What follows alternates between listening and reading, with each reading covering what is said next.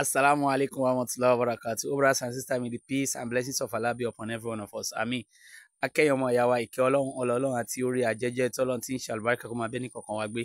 Ọ̀rọ̀ nílà káyè tòní láti nínú ọ̀rọ̀ Ànábì Muhammad sallallahu alaihi wasallam. It's going to come from the sayings of the Prophet sallallahu alaihi wasallam.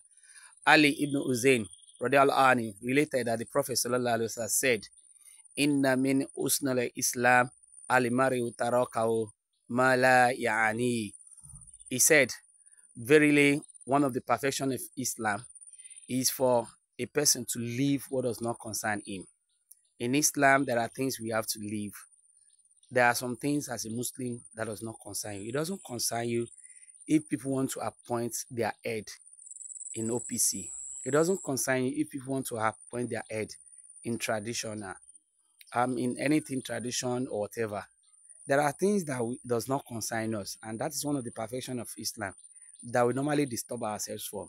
A lot of time, things that does not concern us, we normally shoulder it on our head. One of it is when a Muslim is supporting a particular person just to be the head of OPC. What concerns a Muslim in the issue of an OPC want to appoint their leader? These things and other tribal issues does not concern a Muslim.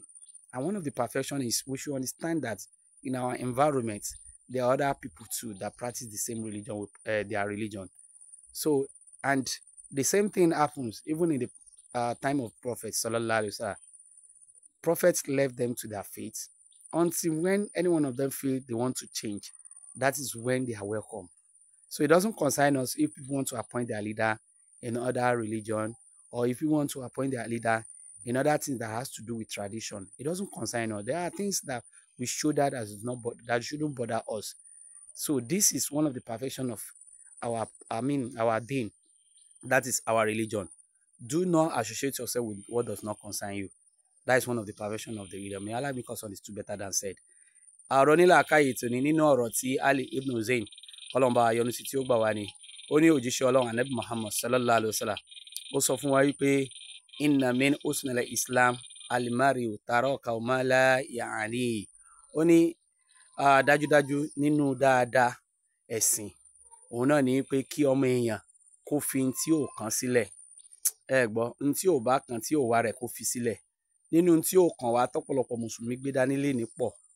Nínú ẹ̀ náà ni pé káwọn èèyàn wá fẹ́ yan olórí wọn nínú OPC àbí nínú awo kí wọ́n wá sọ pé ó kàn yín pé lágbájá ló ń sọ́pọ̀tì gẹ́gẹ́ bí mùsùlùmí. Eléyìí bò wá kù. Gbogbo àwa tí àwọn tí wọ́n bá ń ṣe bẹ́ẹ̀ jẹ́ kí wọ́n sún sẹ́yìn kí wọ́n má ṣe bẹ́ẹ̀. Kódà nígbà ayé Ànábì sallallahu alaihi wasallam àwọn ẹlẹ́sìn míì wà ó dẹ̀ ní bá Ànábì ṣe pẹ̀lú wọn tóbi pé èyí tí ó bá wá rẹ́dì láti ṣe Islam a máa kí káàbọ̀ sínú Islam pẹ̀lú àwọn tó pọ̀.